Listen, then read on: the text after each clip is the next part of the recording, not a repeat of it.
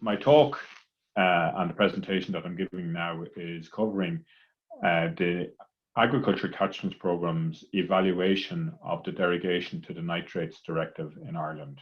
And I'm going to give a little bit of a background on the derogation and the Nitrates Directive and the Agriculture Catchments Programme, which has been running for the last 12 years. And then I will go through some of our findings of water quality and the impact that the stocking rate has on that. So first of all, the Agriculture Catchments Programme, I'd like to give acknowledgement to the Department of Agriculture, Food and the Marine. They have been funding us, as I've said, for the last 12 years. And we were initially set up with a main focus of the evaluation of the measures implemented under what are called the Good Agricultural Practice Regulations, which is Ireland's statutory instrument that implements the Nitrates Directive. We are a research programme. We also have a very significant part of knowledge transfer. So there are advisors, technicians, technologists, and researchers working with us. And we work in 6 specifically selected catchment areas, initially called mini catchments. They're not large. On average, it'd be around 1,000 hectares. And in all, across the 6 catchments, there are 300 farmers. The catchment boundary follows the watershed, so they're like a saucer.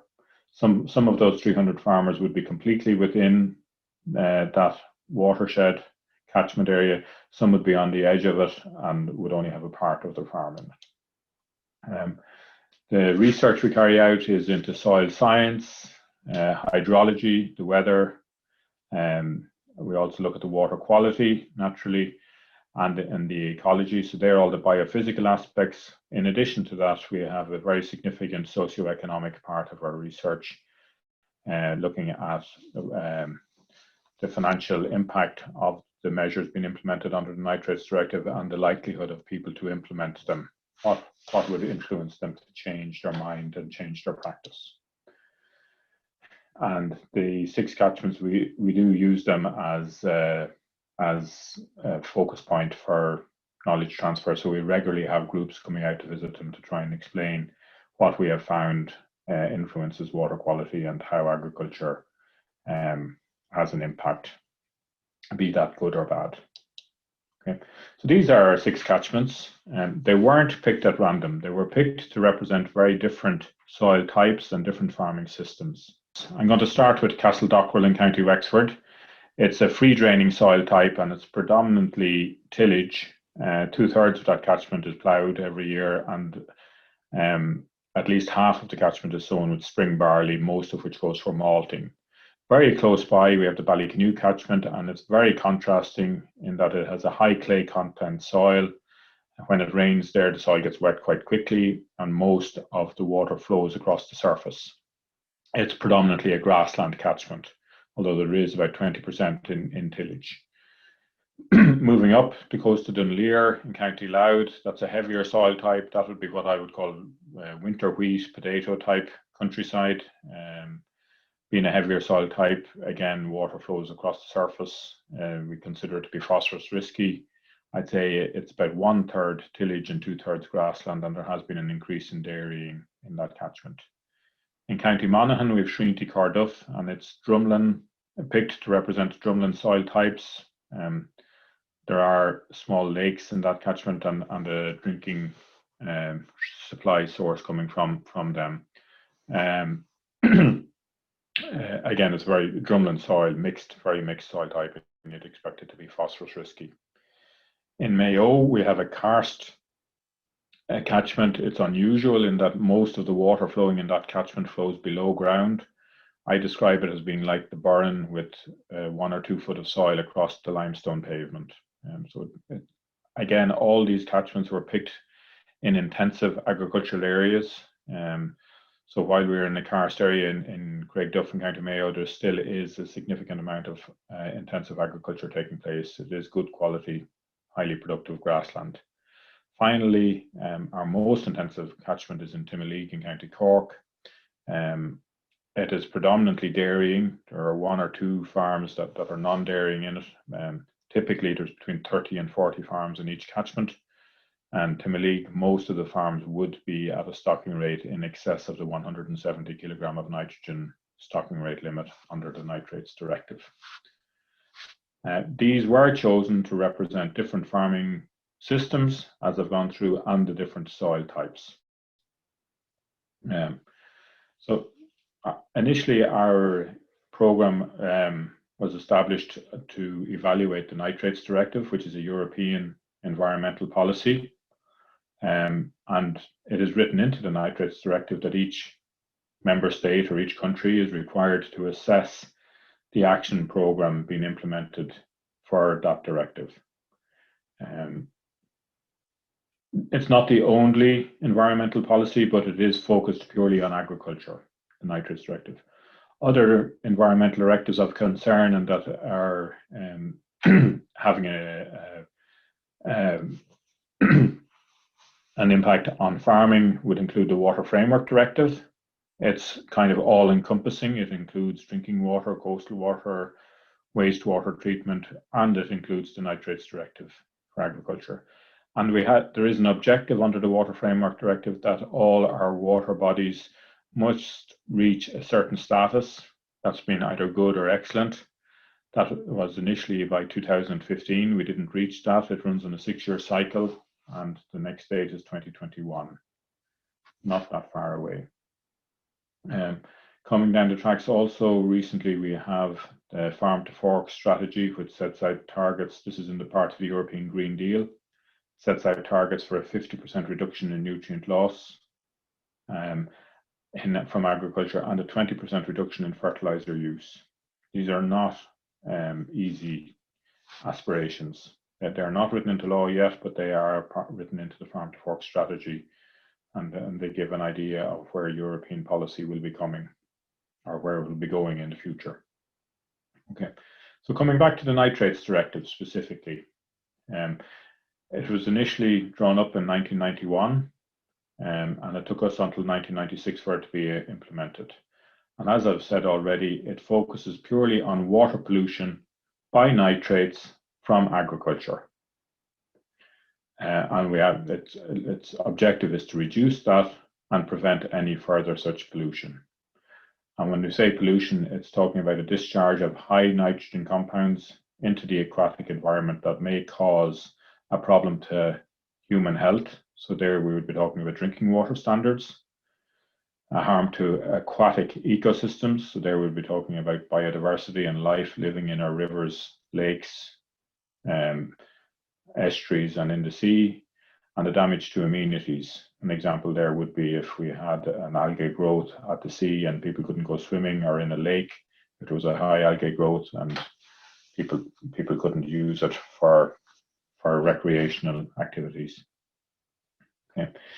Each member state had an option of applying the Nitrates Directive to their whole country, but I think that more commonly what has been chosen is to implement the directive in what is designated nitrate vulnerable zones.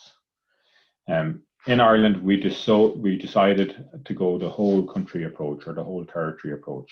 So the rules of the Nitrates Directive are being applied across the whole country.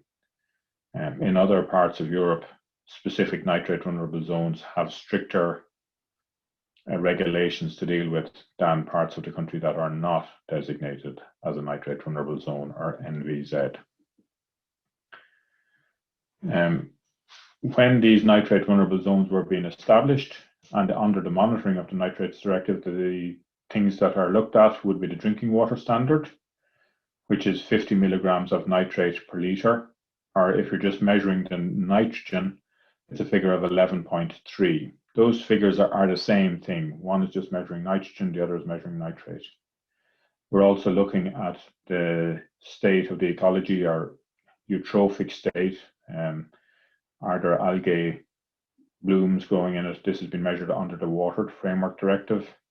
And the measures that are being implemented to either maintain or achieve good standards are restriction to the application times for fertilizer, having necessary storage capacity, limits for your fertilizer application rate, and One of the few figures that is written into the directive from Europe is that the livestock manure application rate shall not exceed 170 kilograms of organic nitrogen per hectare.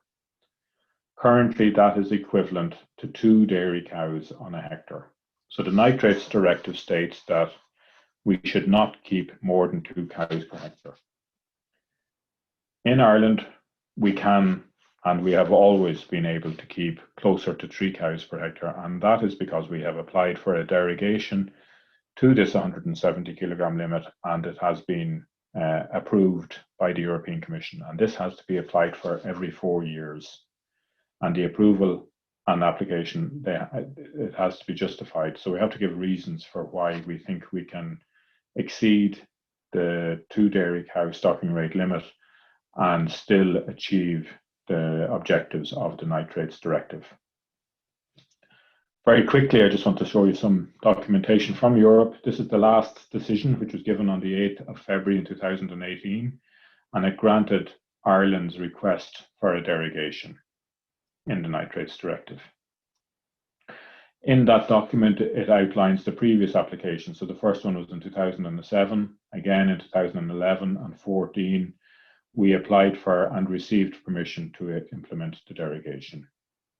Okay, and the type of things that they looked for in that, in that application, we outlined that the water quality previously has been generally good, the drinking water standards were good, and the number of livestock over the previous years was outlined, and the growing season, etc. Things like that go towards backing up Ireland's application for a derogation. And you can see there in point 12, the European Commission considers that the amount of manure proposed by Ireland corresponding to 250 kilograms of nitrogen per hectare will not prejudice the achievement of the objectives of the Nitrates Directive. So they granted an extension of the decision that was previously given in December 2017. And it will run until the end of December 2021. So next year, we have to go through the process of applying for a derogation again if we wish to continue. And we have to justify it. And the findings, what I'm going to go through now, are the findings from the Catchments program that will go towards that application. I do believe it's getting more difficult each time we apply. One of the reasons is the water report coming from the EPA in recent years during the current derogation approval has shown that the trend in river water quality is actually moving in the wrong direction. So the objectives of the Water Framework Directive are going the wrong way. Agriculture is one of numerous sectors in the economy that can influence this, but unfortunately the trend is going in the wrong direction. The Water Framework Directive requires that all our water bodies are either high or good ecological status. And in the latest report, 53% reached this status, which was a decline. More significantly, the excellent water bodies have constantly been fallen from the original reporting period in 1987 to 1990, and they've fallen by close to 14% since that time. It is very significant to note that in freshwater bodies, be they rivers or lakes, phosphorus is the limiting nutrient. A very small amount of phosphorus in freshwater body can give rise to eutrophication, which will have an impact on the ecology. Sediment also will significantly impact on the ecology in freshwater bodies. Nitrogen is not the limiting nutrient, generally speaking, in freshwater bodies. Nitrogen is of concern when you get to the estuary and into the sea. These are the EPA's catchment maps showing the ecological status, and they have them color-coded, bad being red, high water quality being blue, and sort of a blue, green, yellow, orange, red progressively getting worse. And you can see there are parts of the country where the water quality is excellent, or by and large is quite good. For example, in Mayo, West Donegal, Kerry, and parts of southwest Cork. In the east coast, you would see a greater proportion of yellow and orange water bodies. This is a similar graph showing the percentage of the water bodies in each river catchment that are in necessary categories. And we would like those pie charts to, under the Water Framework Directive, they should be either completely blue, well, preferably completely blue, but blue and green, and they should have no yellow, orange, or red included in them. Nitrate behaves very contrastingly to phosphate. And the nitrate concentration map in the water bodies in Ireland, you can see there's a very distinct region in the country. If you go from Dundalk to Skibbereen in West Cork and look at all the water bodies on the east and south of that line, you'll see that's where nitrate is a problem. And in the west and northwest, nitrate is less of a concern. So what I want to go through now is how does nitrate levels found in our water bodies relate to the stocking rate, soil type, how the weather impacts on it, and on the river and estuarine quality. So the EPA have been monitoring for a number of years, and they produced an indicators report in 2018. And this map shows the trend in nitrate levels. And the green dots show a declining trend in nitrate. So in the period for 10 years running up to 2017, in the part of the country where nitrate levels are high, the good news was that the levels were moving in the right direction. Nitrate levels were getting lower. Subsequent to that, a report came out in 2019, covering the period from 2013 to 2018, including 2018. And unfortunately, the trend in nitrate levels had gone in the other direction. There was an increasing trend. And I suppose this gives a mixed message. How come in a period from 2007 to 17, the trend was going in the right direction, and now suddenly it's going in the wrong direction, even though those periods do overlap? So to try and get a better understanding of what is going on with nitrate and the impact of the derogation, we looked at our 6 catchments and we assessed them and looked at the water quality based on and tried to relate that to the number of farms that are in a derogation in those catchments. So you can see our Castledockrell catchment is mostly green, so that it is largely a tillage catchment and the stocking rate is quite low in that catchment. It'll be the lowest of our 6 catchments, lowest organic loading. Moving to Timoleague, where most of the catchment is stocked at a stocking rate above 170. Does that mean that the nitrate levels will be higher in Timoleague than in Castledockrell with the higher load? Well, just quickly going through the water quality in the 6 catchments.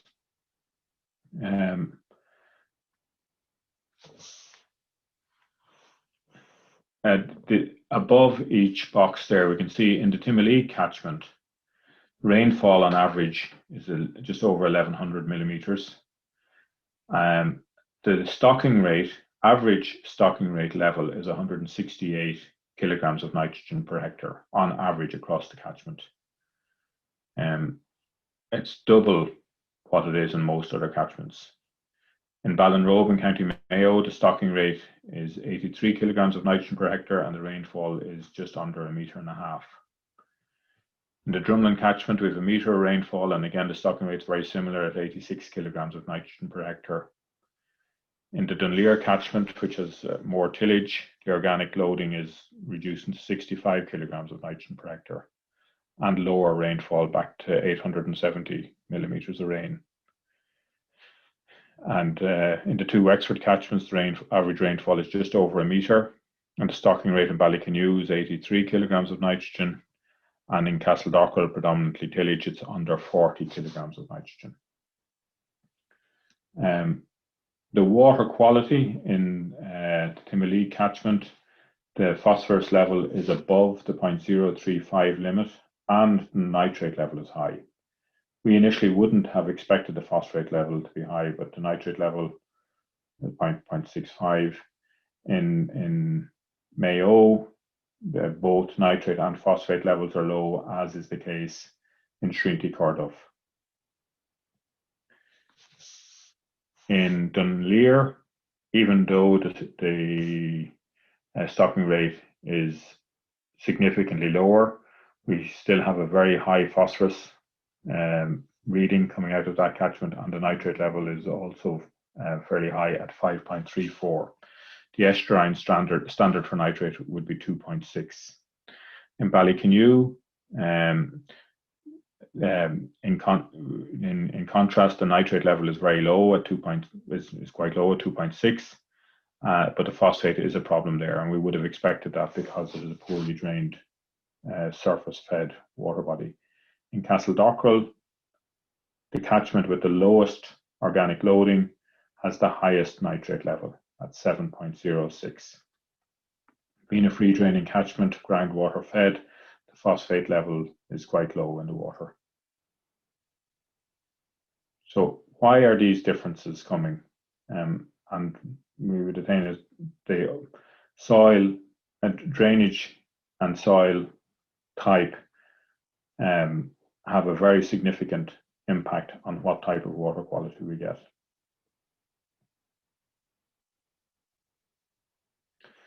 So looking at the whole catchments again and looking at the nitrate, this is the nitrate levels going back to the start of our program across the 6 catchments. And on the graph, they're color coded for each catchment. And the red line is the Timoleague line with 60% of the land in derogation. The black line is the Dunleer catchment. Sorry, I beg your pardon. The black line is Castledockrell catchment with 5% of the land over 170. And it has our highest level. So you can see there is a very significant difference in the nitrate levels being found as a result of the different physical setting, basically as a result of the different soil types. Also, we can see that there was a distinct jump in nitrate levels as a result of the dry summer in 2018. So there was a strong weather signal giving at that time. Following from the dry summer and the drought that we had, the nitrate levels in all 6 catchments jumped to levels that we had never seen before. So to try and get a better understanding of that, I'm going to compare 2 catchments, the low organic load free draining catchment in Castledockrell, which is a slate type bedrock, and the sandstone catchment in Timoleague in West Cork. Both of them are free draining catchments. One predominantly arable and the other predominantly grassland. And you can see in each catchment the dots, the red and the blue dots that are shown there signify where we have boreholes drilled for groundwater sampling. And in each of those dots, we have 3 different levels of groundwater sampling taking place. So for each set of 3 dots, we have 9 different sampling points. And this is just a diagram showing one of those boreholes, so that we have multi-level monitoring wells where we can take a sample close to the surface, just below topsoil, one in the fractured bedrock, and one much down deeper in the bedrock with the different groundwater pathways. We're also taking samples from the river close to where these groundwater sample points are taken. So on this slide, you can see at the very top, we can see the fertilizer nitrogen being applied to the 2 catchments. So the nitrogen being applied to the sandstone in terms of kilograms per hectare is significantly more, 3 times more than what has been applied in the tillage catchment. Okay, so there's substantially greater nitrogen applications taking place in Timoleague than in Castledockrell. Initially, if we look at the shallow groundwater well, so just below the topsoil, in both catchments, the nitrate levels are high. That line on the right-hand side shows the the threshold, and the standard of water sometimes is going above that threshold, but it is comparable in both catchments. However, if we go into the deeper weathered bedrock, there is a contrast in the nitrate level when we go a little bit deeper, below 10 meters below ground level. The nitrate level has dropped significantly in the sandstone catchment, while it hasn't changed hugely in the tillage catchment in Castledockrell.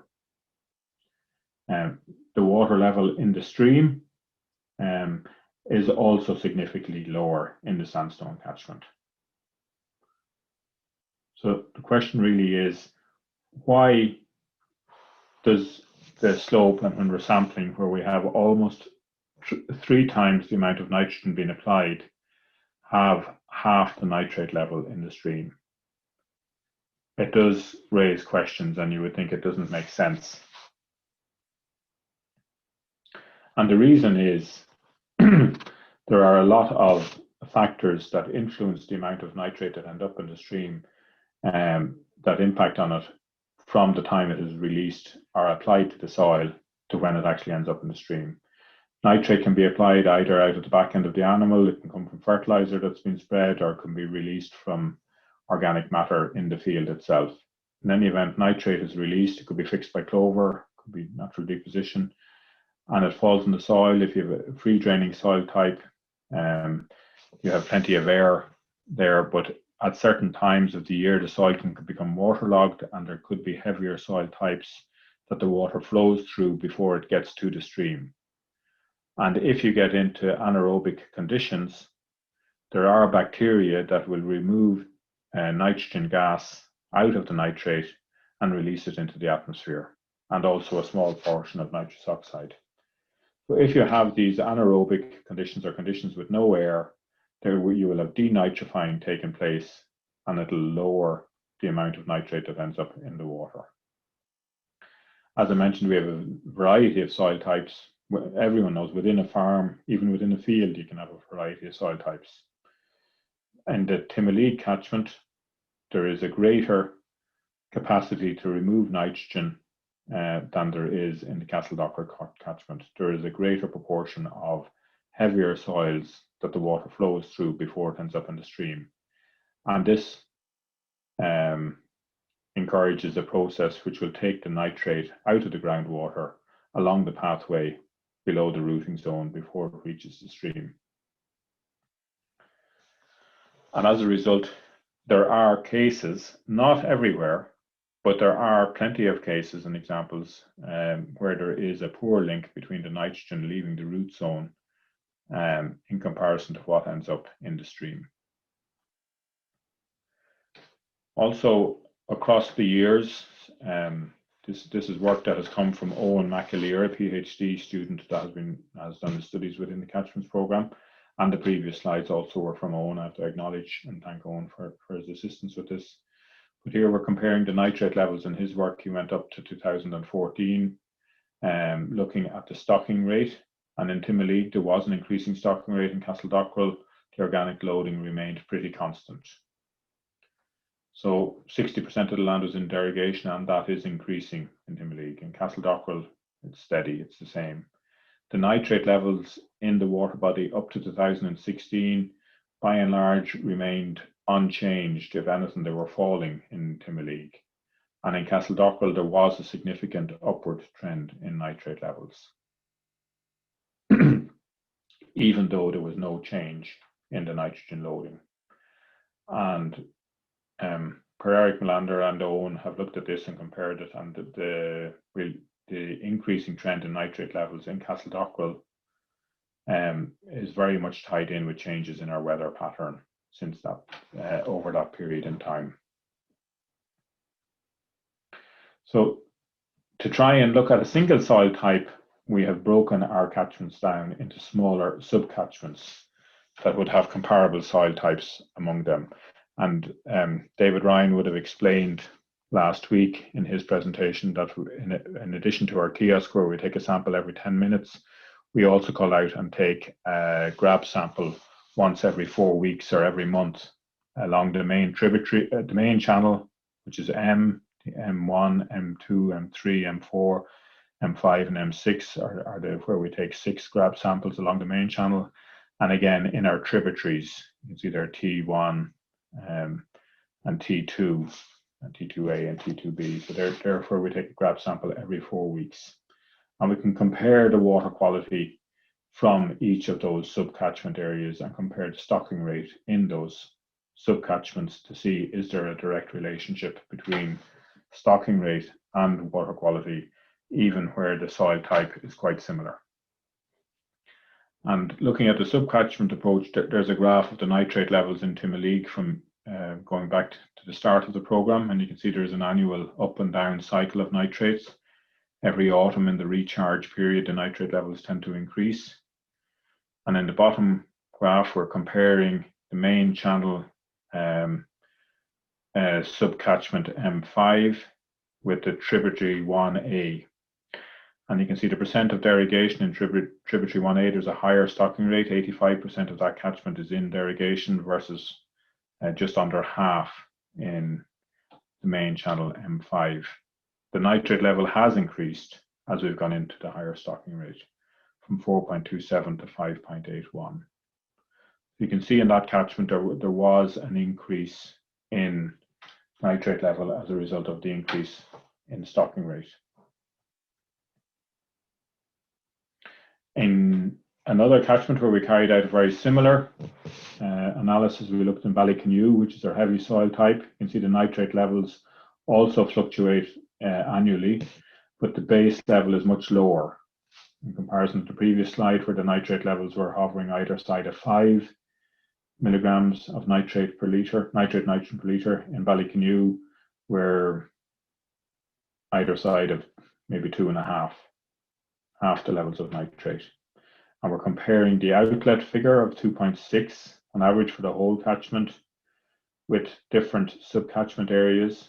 So you can see as we go from sub-catchment M1 in comparison with tributary 2, the percentage of land in derogation actually reduced from half of it being in the derogation to 1/3, and yet the nitrate level actually increased. So there was an inverse relationship to the stocking rate.